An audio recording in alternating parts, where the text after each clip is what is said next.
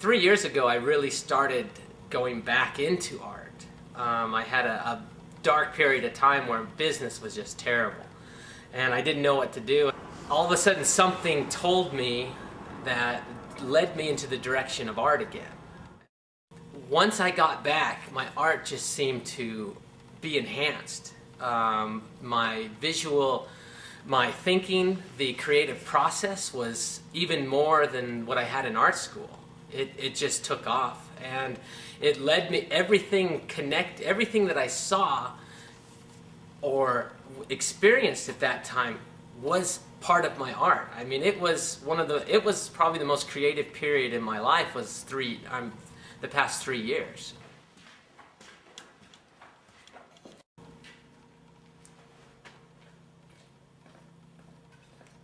I grew up in the Bay Area. I was born and raised in Fremont, California, which is about 30 miles north of San Jose. And because I've been building furniture since I was 14. I started in high school, and I knew I had a knack for building using my hands.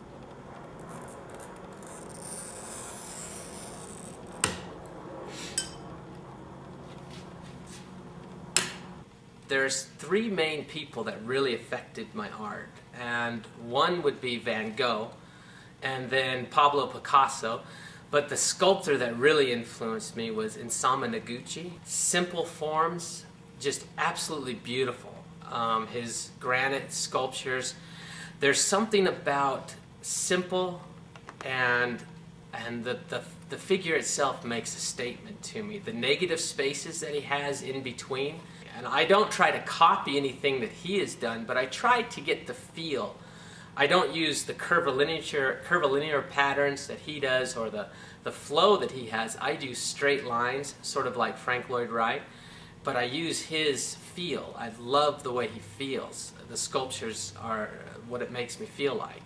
I have been working with wood for almost 30 years, and so from my training in high school, I had a woodshop teacher who was very aggressive, and he was a football coach, and he was just, this is how you have to do it. And he drilled into us, use the best materials you can. Never skimp on materials. Don't use cheap material, use the best. And he introduced me to exotic woods. The exotic woods were just a part of every design that I did. If there was a small project, I would go and find some strange looking ebony or some babinga or whatever woods were possible. So that has come to my work right now. It is a product that wood is a product I'm used to working with. I'm comfortable. And every piece of work that I do now is with exotic wood. There's no paint, there's no stain. I don't like wood to be stained or painted. It's all the natural color sprayed clear.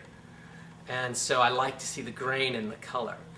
And so that's the material I chose to work with now, and I'm starting to evolve even from them. From that type of material. I use glass a lot now. I love the transparency. It goes back to the Isamu Noguchi. I study Zen and Taoist philosophies, and I love the statement of emptiness is form. And when you see the transparency of glass, you look at it and that you can see that there's a form there, but it's transparent, and you can see through it. And that's why glass has really been influenced in the last year of my work. About 15 to 20 pieces have been very heavy with glass. And so those are the materials that I like to use. In fact, I'm changing, things are evolving right now from what they were before. I'm starting now, I have some ideas in my head that are going to involve steel rods and exotic woods. So I'm sort of drifting away from the glass. Like I said, I don't stay in one position for too long. I usually love to, I call it evolve my art. Now the creative process is, I think my personal belief is everybody they think sort of like me. Things just pop in their head. But when a piece comes to mind, usually the title and the shape and the wood comes all at once, and it's already built in my head. There is no drawing, there is no measurements. it's already in my head. I don't need to plan it. I don't need to select the wood. I just go to the lumber yard where I get it, and I know what wood I'm going to use. I know how I'm going to cut it. I know where the glass is going to go. I know the sizes I want. And that happens when I'm driving. It never happens when I'm working or anything else. It's usually when I'm quiet and there's not a lot of noise going on. And so that's how my creative process works. Things just pop in that I've been thinking about, and then all of a sudden shapes and everything else appears.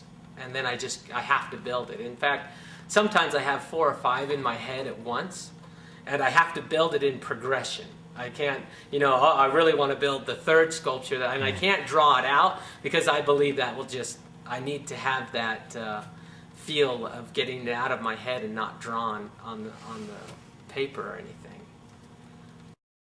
And what I love people to do is actually to touch it, because I work with ebony, and you know how the keyboards on an old piano that have the real ebony, or the expensive piano that have, and it has that feel of ebony.